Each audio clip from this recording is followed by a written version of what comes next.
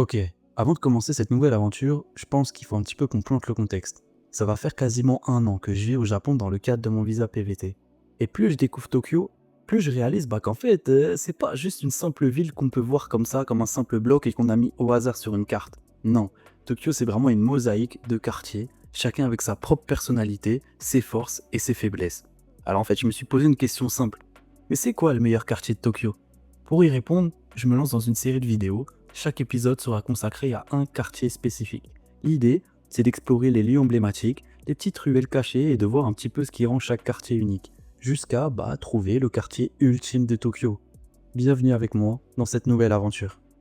Bonjour à tous, on se retrouve pour une nouvelle vidéo et aujourd'hui on reprend la suite de notre série à la recherche du meilleur quartier de Tokyo. Et aujourd'hui c'est vraiment un quartier encore exceptionnel qu'on va aller visiter puisqu'on est en plein cœur de Tokyo. Là on est dans le cœur, on est vraiment dans là où Tokyo ça respire. On est au quartier de Marunouchi qui est le quartier globalement de la gare de Tokyo. Globalement quand vous arrivez à Tokyo et que vous arrivez à l'aéroport de Narita et que vous prenez une navette, globalement c'est ici que vous arrivez. On est vraiment en plein cœur de Tokyo. Il y a la gare rouge, la fameuse gare rouge de Tokyo qui est en brique, qui est juste derrière moi. Et je sais pas si vous allez le voir, mais aujourd'hui la météo, elle est clairement pas folle.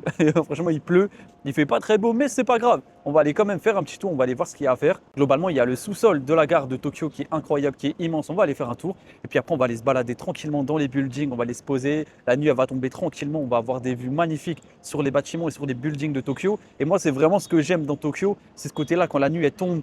Il fait pas très froid, pas très chaud. Là, le temps actuellement, il est vraiment correct. Il doit faire une vingtaine de degrés, sachant qu'on est milieu octobre. Donc normalement, en France, il doit faire très froid. Et aujourd'hui, franchement, la météo, elle est pas mal. On enlève la pluie. Franchement, la météo, elle est vraiment bien. Et on va aller tranquillement faire un tour ici. Globalement, ce quartier, il est très vivant après 17h. Parce que globalement, ici, il y a que, je sais pas si vous allez voir, mais il y a que des buildings. Et globalement, c'est que des bureaux. Donc la journée, les gens, ils sont au travail, ils font des dures journées de travail. Et à partir de 18h, quand les gens vraiment ils terminent, 17-18h, quand les gens ils terminent, ceux qui ont la chance de terminer, parce que beaucoup terminent à 22h ici, mais globalement 17-18h, c'est là où les gens ils sortent un peu. Et là où le quartier devient un peu plus animé. Là, globalement, il y a des gens dehors. Mais bon, vu qu'il fait pas très beau, il y a surtout des bus et des taxis. Mais on va aller faire un tour tranquillement et on va aller voir ça de nos propres yeux. Du coup, je prends la caméra, je vous emmène avec moi, c'est parti. Donc là, tout là, c'est une des façades de la gare et elle est très connue pour ce côté brique rouge qui a, je sais pas comment expliquer, mais on a l'impression que la gare, elle a rien à faire là. Globalement, autour de moi, c'est que des buildings gris, un peu à la New York. Et vraiment, il y a cette gare rouge qui n'a rien à faire là. On dirait vraiment une gare de Monopoly. Elle a rien à faire là. Alors autant on serait à Londres ou dans des quartiers comme ça, bon, ça serait logique. Et ah ouais, du coup, c'est très marrant parce que du coup, elle ressort direct. Mais après, elle est magnifique, hein. On va aller faire un tour, c'est surtout le sous-sol de la gare. Il faut savoir que dans chaque sous-sol de gare au Japon, notamment à Tokyo, c'est genre vraiment, je sais pas comment expliquer, mais c'est un autre monde qui vit là. Il y a des restaurants, il y a des magasins, il y a des, enfin genre, on a l'impression qu'il y a plus de vie sous la gare que dans la gare. Du coup, on va aller faire un tour. C'est pas du tout comme en France où globalement tu as une boulangerie Paul, un bureau de tabac et puis deux trois distributeurs. Non, là, vraiment c'est un monde à part. Je sais pas comment l'expliquer autrement, mais c'est vraiment un monde à part.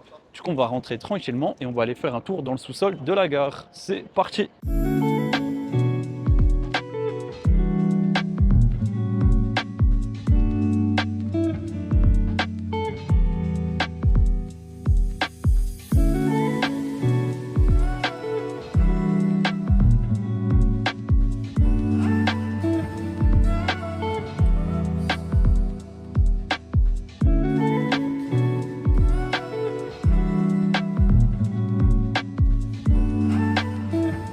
Là, du coup, on est vraiment en plein cœur de la gare et moi, j'ai vraiment une histoire particulière avec cette gare. La toute première fois que je viens au Japon, mon tout premier voyage, j'arrive à l'aéroport, je prends la navette, j'arrive à la gare de Tokyo.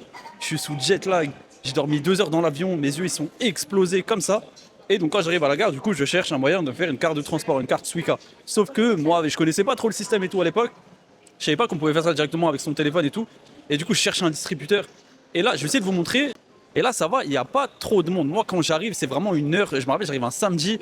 Là, je pouvais pas marcher. Globalement, je pouvais même pas vous montrer le sol tellement il y avait du monde. Et j'arrive sous jet lag. J'ai qu'une envie, c'est de dormir. Je cherche un endroit pour faire une carte de transport. À l'époque, mon anglais, il était plus que bancal. Du coup, vas-y, trouver un. Je comprends rien à ce qui est marqué sur les panneaux. C'est que du japonais. Je me dis, où est-ce que je vais trouver? Là, je me pose. Je me prends un petit jus d'orange. Là, je me pose. J'étais à 2 doigts de m'endormir sur les marches des escaliers. Et là, franchement, je me dis, mais dans quoi je me suis embarqué? J'ai dit, dans quoi je suis embarqué? Bon, après, j'ai réussi à trouver. Après, en plus, j'avais pas internet et tout. Donc, j'ai dû mettre internet sur mon téléphone, trouver, parce que la Wi-Fi, elle marche pas dans la gare. Bah, c'était une singerie. Je me dis, qu'est-ce que je fous là? J'ai qu'une envie, c'est de retourner chez moi. Et bon, après, finalement, on l'a trouvé.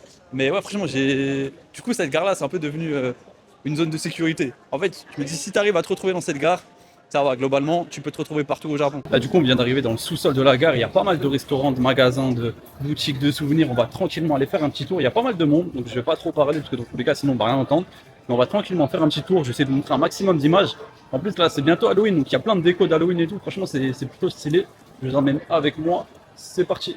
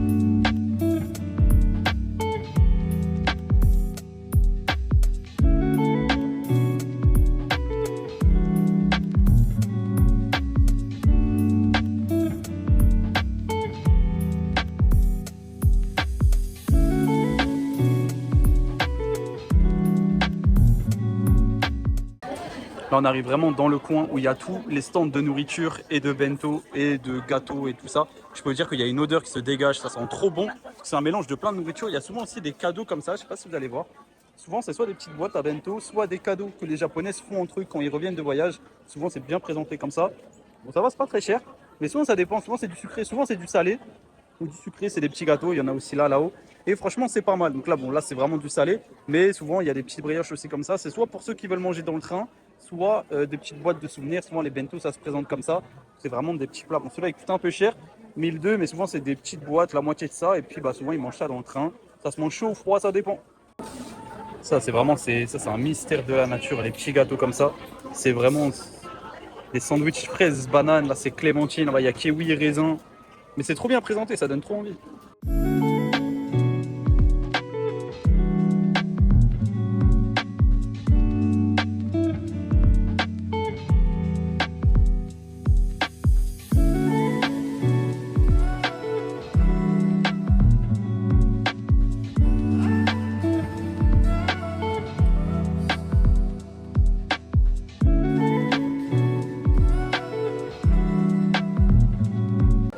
Franchement, les fruits, ils ont l'air tellement bons, mais c'est aberrant. Parce que là, bon, là, c'est 3000 yens la grappe.